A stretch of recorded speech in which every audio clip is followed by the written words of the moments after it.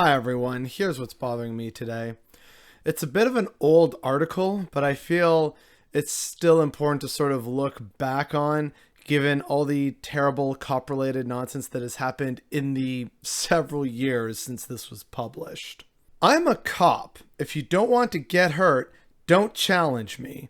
It's not the police, but the people they stop who can prevent a detention from turning into a tragedy. So that terrible piece was written August 19th, 2014 by Sunil Dutta, who is a 17-year veteran police officer in Los Angeles. Now, that was posted on the Washington Post, and again, to sort of date this, it was in the wake of the Mike Brown shooting, which spawned all the Ferguson protests.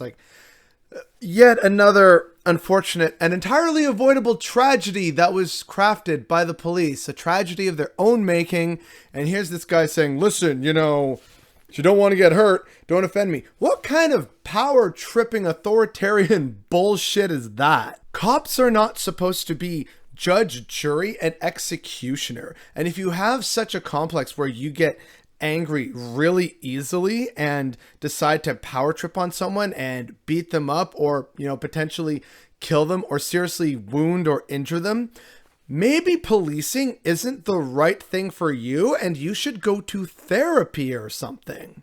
The article is just so ridiculous. So let's only read a few snippets, but you'll get the idea. A teenager is fatally shot by a police officer. The police are accused of being bloodthirsty, trigger-happy murderers. Riots erupt. This, we are led to believe, is the way of things in America. Yeah, because it kind of is, because you keep murdering innocent people. You are playing judge, jury, and executioner, because you live in a ridiculous hellscape of a nation. It is also a terrible calumny. Cops are not murderers. No officer goes out into the field wishing to shoot anyone, armed or unarmed. Pretty sure there's several Twitter, quotes and replies of off-duty cops saying exactly that, actually. And while they're unlikely to defend it quite as loudly during a time of national angst like this one, people who work in law enforcement know they are legally vested with the authority to detain suspects, an authority that must sometimes be enforced. Regardless of what happened with Mike Brown, in the overwhelming majority of cases it is not the cops, but the people they stop who can prevent detentions from turning into tragedies. So again, with, George Floyd fresh in everyone's memory, there was also the craziness that's currently going on that is still being suppressed by the media about Winston Smith out in Minneapolis.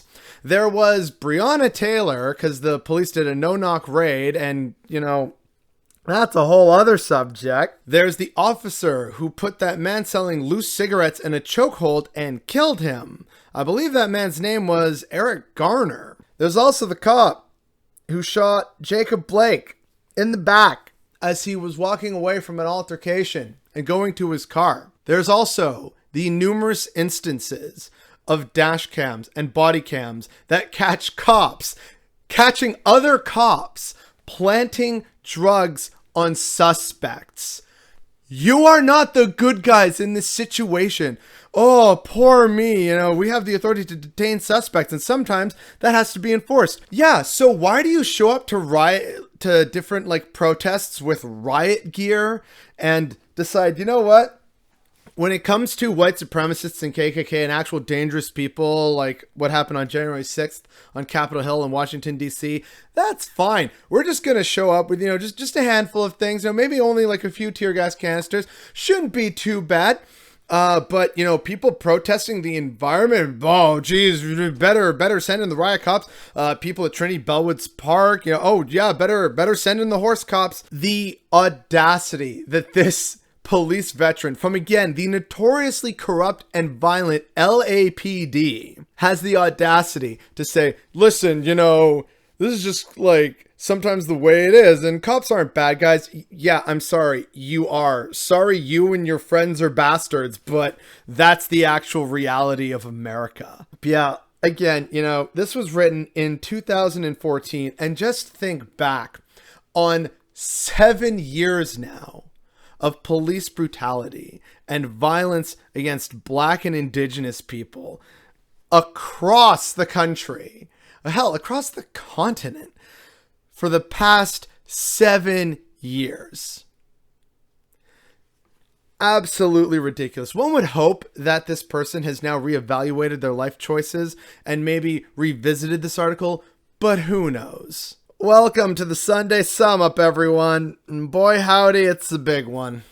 So next up in the hellscape that is America, we have the fact that Biden will enact rule proposed by Trump that enables big pharma to price gouge. So yeah, according to Truthout, and they got this from Sludge Media, an independent news media organization, the Biden administration is officially moving forward with a Trump rulemaking that would eliminate a key government power for driving down the costs of drugs and other inventions built from federal research. So once again, Big Pharma just kind of wins. And boy, isn't this really interesting that this is happening during a pandemic when they're already making money hand over fist for these vaccines. And then, oh, look at that, because we haven't properly shut down and taken a global approach and a global minded solution to the whole thing, we're now seeing increasing variants pop up from poorer areas of the world, which means this goes on for a while, which means more vaccines will be needed in terms of development, or we're going to need booster shots, or both, or who knows what else.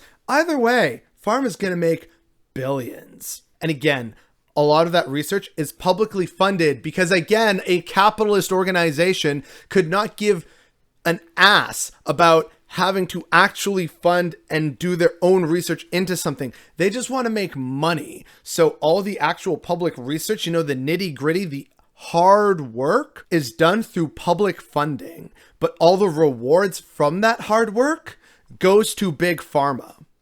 It is literally taking money out of our pockets and out of scientists' pockets instead of reinvesting it back into the system for the benefit of the public good. It is to benefit shareholders. And Biden, for all his talk of, we're going to take care of Americans, and we're gonna cut prices down there, Jack, and I'm going to whisper about workers' rights. It's all a spectacle. He's just, once again, proving me and others right when we say that the political establishment, whether you vote for Team Red or Team Blue, they are part of the same ruling class, the same neoliberal order that wants to see us in the dirt. That's all it is. And everything else is just spectacle for the bases that they represent, because politics is a spectacle sport in America. And of course, it shouldn't surprise people that this development comes after a lot of lobbying and a lot of money being thrown around by Big Pharma to ensure that this happens. I said it before in another video, can't even remember which one it was now, but I said at some point that we need to talk more about not only the separation of church and state, but the separation of state and business, because this is becoming ridiculous and leading to the new feudalism. And then again, from Truthout, we have this story about how universities in Florida will be required to survey both faculty and students on their political beliefs and viewpoints, with the institutions at risk of losing their funding if the responses are not satisfactory to the state's Republican-led legislature. Yeah, no, that's cool, just figure out people's ideology and then fund or not fund it based on that. Totally an equal and egalitarian, free, fair, and democratic society, right? Ron DeSantis is such a monster. So, of course, it's no real wonder or surprise that he's polling so high among Republicans for a 2024 run. But yeah, the unprecedented project, which was tucked into a law signed Tuesday by Republican Governor Ron DeSantis, is part of a long-running nationwide right-wing push to promote intellectual diversity on campuses. Which, the free market argument just always comes back to this, right? Well, hey, apparently if your ideas aren't surviving in the free marketplace of ideas, maybe your ideas are shit, Republicans. Just putting that out there. But nope, we are totally right, and it's actually a big conspiracy, which is why we, the ones who are actually in power, are going to make it so that we just reinforce our own beliefs and make it state mandated. This is totally fine and not very authoritarian and dogmatic, and boy howdy am I the biggest hypocrite in the world. So rightfully, as the article points out, based on the bill's language, survey responses will not necessarily be anonymous, sparking worries among many professors and other university staff that they may be targeted, held back in their careers, or even fired for their beliefs. Welcome to America, land of the free and just home of the absolute horror show. And again, adding to the horror show, and again from Truth Out, Joint Chiefs Chair rebuffed Trump's demands to crack skulls of protesters. So this came to light very recently, again through Truth Out, where General Mark Milley, the chairman of the Joint Chiefs of Staff, pushed back several times last year against demands from former President Donald Trump to use military violence to potentially kill and suppress demonstrations in response to the police killing of George Floyd. The revelations of conversations between Milley, Trump, and others regarding the potential military intervention in uprisings is detailed in a new book titled "Frankly, We Did Win This Election: The Inside Story of How Trump Lost," written by Wall Street Journal White House reporter Michael Bender. According to the book's description, Bender relies upon fresh interviews with Trump, key campaign advisors, and senior administration officials, as well as an exclusive collection of internal campaign memos, emails, and text messages to describe the inner workings of the White House between the end of Trump's first impeachment to his second one. So that's probably going to be a riot of a read, and I'm definitely going to want to read that just so I can laugh and also cry at the horror show. But it's really interesting to note how, a general had to dissuade and argue against the then president of the United States from killing and violently suppressing protests and demonstrations. Like a third world country, Americans love to pretend to be better than. According to the book, that's how you're supposed to handle these people. Crack their skulls, Trump said, according to Bender's sources. Trump would also often say, just shoot them. So, yeah, man is definitely a fascist. Glad we've, firmly established this by this point, even though a lot of his base doesn't recognize or agree with that. But the fascist orange man, beyond wanting America to be like a typical Latin American dictatorship from the 70s and the 80s, it's also very telling that he had to, come to blows with the military over sending in the military. So in a way, thank God for that, preventing that, fresh dose of hell from happening. But it's still really terrifying to hear that, a sitting president wanted to kill protesters who were rightfully protesting about injustice. You're not fit to lead a supposed land of freedom and democracy that believes in, the rule of law if this is what you are advocating for against your own people. And if the name General Mark Milley is familiar to you, that brings us to our next story. General Mark Milley responds to Representative Matt Gaetz on extremism and critical race theory. I personally find it offensive that we are accusing the United States military, our general officers, our commissioned, non-commissioned officers of being woke or something else. Now, this made the news rounds for a little bit, mostly because people loved seeing Matt Gaetz get schooled by an actual member of the U.S. military, and he's just sort of shaking his head like, oh, wow, what does this general know? I'm convinced of my own assured correctness as a white man in a conservative society. So he shakes his head, and honestly, the clip is pretty great. Mr. Chair, and thank you, gentlemen, for joining us today. I know my time is very precious, but I would like to yield some of my time to General Milley because I know that he had some comments that he wanted to make when Representative Gaetz was talking, as well as Mr. Waltz, about a similar subject of the stand down and race theory. Would you like a minute or so to comment on that? Do you remember what your line of questioning or thought was there? Sure. First of all, on the issue of critical race theory, et cetera, I'll obviously have to get much smarter on whatever the theory is. But I do think it's important, actually, for those of us in uniform to be open-minded and be widely read. And the United States Military Academy is a university. And it is important that we train and we understand. And I want to understand white rage, and I'm white, and I want to understand it. So what is it that caused thousands of people to assault this building and try to overturn the Constitution of the United States of America? What caused that? I want to find that out. I want to maintain an open mind here, and I do want to analyze it. It's important that we understand that because our soldiers, sailors, airmen, Marines, and Guardians, they come from the American people. So it is important that the leaders, now and in the future, do understand it. I've read Mao Zedong. I've read Karl Marx. I've read Lenin. That doesn't make me a communist. So what is wrong with understanding, having some situational understanding about the country for which we are here to defend? And I personally find it offensive that we are accusing the United States military, our general officers, our commissioned, non-commissioned officers, of being, quote, woke or something else because we're studying some theories that are out there. That was started at Harvard Law School years ago, and it proposed that there were laws in the United States antebellum laws prior to the Civil War that led to a power differential with African Americans that were 3/4 of a human being when this country was formed. And then we had a Civil War and Emancipation Proclamation to change it. And we brought it up to the Civil Rights Act in 1964. It took another 100 years to change that. So look I do want to know. And I respect your service, and you and I are both Green Berets. But I want to know. And it matters to our military and the discipline and cohesion of this military. And I thank you for the opportunity to make a comment on that. Thank you, General. So Matt Gaetz basically just got a free education, but then the story developed a little bit further. Notorious white supremacist shitheel and Fox News host / sentient bag of turd in a skin suit, Tucker Carlson, apparently also didn't like what this general had to say. Mark Milley is the chairman of the Joint Chiefs of Staff. He didn't get that job because he's brilliant or because he's brave or because the people who know him respect him. He is not, and they definitely don't. Milley got the job because he is obsequious. He knows who to suck up to, and he's more than happy to do it. Feed him a script, and he will read it. Here's Milley yesterday, the man in charge of this nation's weapons, explaining that he's working to understand a concept called white rage. I do think it's important, actually, for those of us in uniform to be open-minded and be widely read. And the United States Military Academy is a university, and it is important that we train and we understand.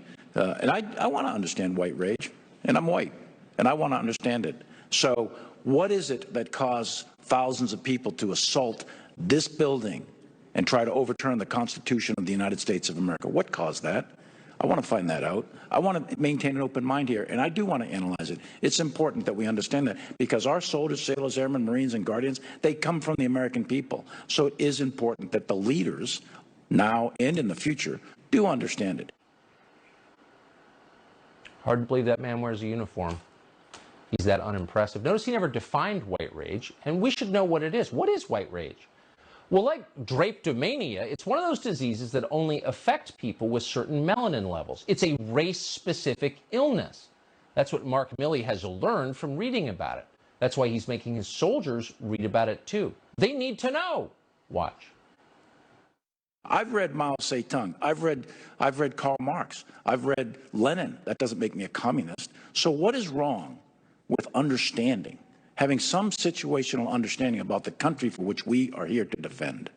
And I personally find it offensive that we are accusing the United States military, our general officers, our commissioned, non-commissioned officers, of being, quote, woke. He's not just a pig, he's stupid.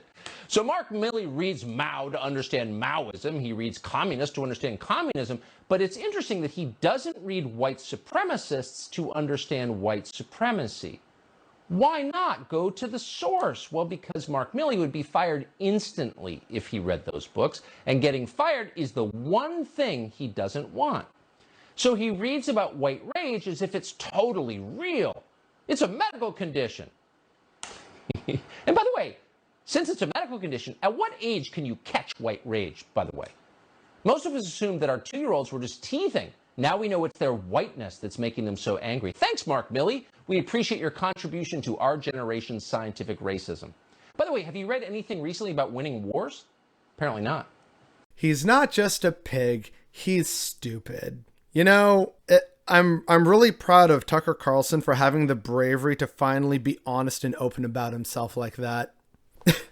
And, you know, on a related note, hey, support the troops crowd. How's that going now? If the military is saying, no, you know what? These are problems and we do want to understand it. And now we have conservatives and Republicans calling for defunding the military. And like, you know what? It's hilarious. But it's also really telling that these people are so down the rabbit hole and they have drunk liter after liter of the Kool-Aid that they are now willing to attack the very military that they have been defending and hyping up for decades at this point. They need more funding. They need more troops. We do need to go to war. You know, we can't bring over immigrants and refugees. What about the troops and homeless veterans? You know, support the troops. They're doing this all the time, crowing about it month after month and day after day. And then the second the military doesn't support their interests and their aims, The military is actually an enemy of the people. We need to defund the military. Who's this woke general? Because, yeah, the dude looks and sounds so woke. Just saying, I want to understand things. Understanding things is woke now, apparently. It is really frightening and terrifying. Like, it's also hilarious, but definitely frightening and terrifying how these conservatives like Gaetz and Tucker Carlson will immediately turn against the very institution that they claim to love and support and uphold the minute it disagrees with them or challenges their beliefs and their notions. These are not thinking, mindful, smart, or intelligent people. They are driven by their emotions and their beliefs and their dogma. And whenever that's challenged, it triggers that white rage that they love to complain about. It triggers that white rage that they used to sick thousands of pissed off, angry white people to go to the Capitol and attempt to subvert democracy.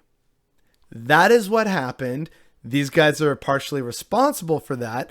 And props, and I can't believe I'm saying this, props to a general in the military for telling it like it is. Previously unsaid sentences in human history. Like, how is Tucker Carlson a real person? Just hearing how he talks and what he mentions and tries to talk about in the segment. Like, how is this person real? How does anyone take this man seriously? How is he still employed? But that's enough American news for now. Let's hop north of the border to talk about all the terrible things we missed this week from Canada, shall we? So apparently, it was revealed that portions of a military information campaign meant to influence the Canadian public during the COVID-19 pandemic continued to operate months after the chief of the defense staff at the time ordered it shut down. Apparently, the military scoured social media in Ontario and launched a fake wolf scare in Nova Scotia. This was all part of an exercise to see about how people would react and how, military assets might be needed in the digital sphere to influence people or to counter-influence stuff. According to a directive released Wednesday by Acting Chief of the Defense Staff, Lieutenant General Wayne Eyre, and Sagen's Deputy Minister Jody Thomas, the military deployed propaganda techniques in Canada without approval during the pandemic and gathered information about Canadians' online activities without permission from authorities. What the fuck? Hey, we should just do this thing without people knowing about it and without confirmation or authority. And so, of course, the Department of National Defense has insisted it doesn't use PSYOPs on Canadians, but we should all definitely challenge that notion given how this happened and how it was revealed, which was through an access to information request. They were definitely not going to tell us about this if it hadn't come to light. And then, speaking of other people in positions of authority with weapons, 2 Ottawa police officers charged in anti-corruption probe related to fentanyl trafficking. So the big story from a while ago here in Canada was part of the opioid crisis and fentanyl, which just was really on the streets. In fact, it still is. And it was scaring a lot of people because, oh geez, lots of people having overdoses because it is so concentrated, so strong. We need to get it off the streets. So wait, what do you mean defund the police? We can't defund Canadian cops. They're trying to get fentanyl off the streets. That was like a legit criticism that people used. But apparently it took the federal cops investigating the cops in the nation's capital to finally crack this story. 2 Ottawa police officers have been charged in an RCMP anti-corruption probe connected to what Ottawa police have called one of its largest single seizures of fentanyl. RCMP announced Constable Haidar El-Badri, 29, is charged with breach of trust, obstructing justice, and causing a person to deal with a forged document. Constable Mohammed, 45, has been charged with obstructing justice. Both were immediately suspended with pay. Ottawa police to date have suspended 7 police officers in 2021. The criminal charges against the 2 officers comes after a months-long anti-corruption probe that began when Ottawa police asked the Mounties to investigate a possible allegation of breach of trust connected to an ongoing city drug probe. When the cops have to investigate other cops, you know you have a problem. And again, all these people saying cops are good guys and heroes. This one city had to ban 7. They didn't even ban them. They just suspended them. And again, the cops who are supposed to, serve and protect and keep the streets clean and keep drugs off the streets, keep criminals off the streets. They're the criminals. They're the drug pushers. They're the ones forcing fentanyl into the streets, killing, homeless people, disadvantaged youth, those desperate for pain relief because they can't afford their medication, which is a whole other issue. The cops are complicit in the worsening of society because under the current system, that's what allows them to have a job and collect a paycheck and a pension and be suspended with pay while pushing drugs on the street. Are you fucking kidding me? And then in further injustice here north of the border, CRA audits of ultra-wealthy Canadians yield 0 persecutions and convictions. So yeah, I want to know who paid the people at CRA to turn the other way, because we know, and CRA has even admitted before, that they know that there's like billions in offshore accounts, and the government knows it can close tax loopholes, but they don't. And yet all this auditing, and despite a record amount of wealth generation and accruement by the wealthy over the course of this pandemic alone, the CRA says, nope, you know what? We tried to combat tax evasion on super rich, and we got nothing to show for it. Apparently, they're squeaky clean. The CRA said it referred 44 cases on individuals whose net worth topped $50 million to its criminal investigations program since 2015, and only 2 of those cases proceeded to federal prosecutors with no charges laid afterward. And apparently this comes following 6,770 audits of ultra-wealthy Canadians over the past 6 years. So yeah, something's definitely going on. Maybe we should audit the auditors, especially given yet another story of corruption from here north of the border. CRTC chairman under fire over one-on-one meetings with big telecom lobbyists. So the CRTC is a giant body in Canada that regulates telecommunications. And it's usually the one that says, hey, we need to have more Canadian content, or you need to have minimum Canadian content on these platforms, like on the radio, on TV, etc., etc. And yet again, because we keep letting the rich get richer and more powerful and more influential, because we don't separate state and business as we rightfully should, it leads to things like this. Mr. Scott held at least 11 reported solo meetings with Bell, Rogers, or Shaw during the course of the CRTC's open and active file, TechSavvy said in a press release. So here's the background behind this. Meetings that Canadian Radio, Television and Telecommunications Commission Chairman Ian Scott had with lobbyists from big telecom companies are further reasons to overturn a recent CRTC decision and fire Scott, a small internet provider told the Liberal government. TechSavvy has filed a petition to the federal cabinet asking it to reverse the CRTC's made decision not to lower internet wholesale rates. Critics have said that surprise ruling, in which the CRTC reversed a 2019 decision that lowered rates, will lead to higher internet service prices for Canadians. We pay the highest internet prices in Canada, and part of that is due to government inaction and the fact that 3 telecom companies own everything.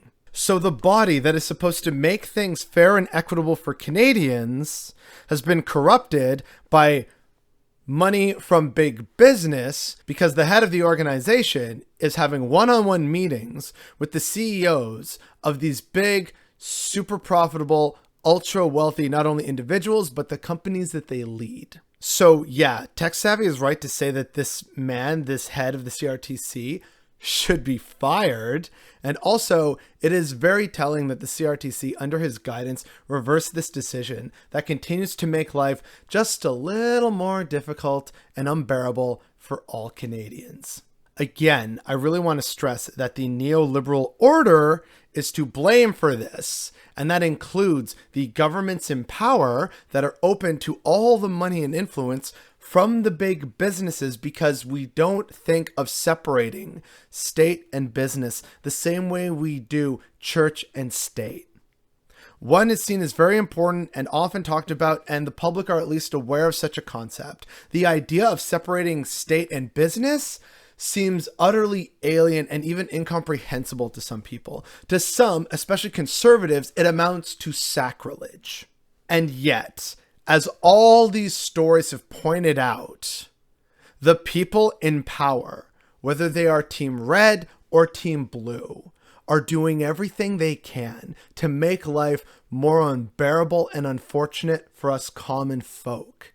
They are not our allies. They are not our friends. They are not looking out for our best interests, despite what their press releases and their podium speeches will tell us. Joe Biden, Donald Trump, Justin Trudeau, and all the CEOs and companies that support them and this terrible system are to blame for all the problems we are currently having and the lack of action on any files that would lessen the suffering of people who have suffered through so much over these past decades. Hell, over these past few years. They actively choose to do nothing.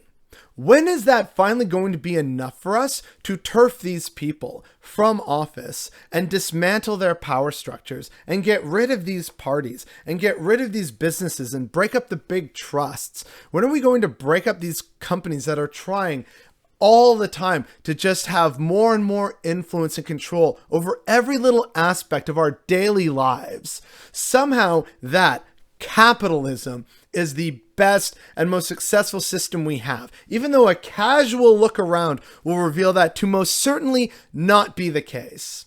And yet, unfortunately, there are many people who would defend these people, these companies, these institutions, and say, no, you know what? Current system is fine. Stop asking for better. And that, on top of all these terrible people who continue to benefit off of these talking points, is definitely what's bothering me today.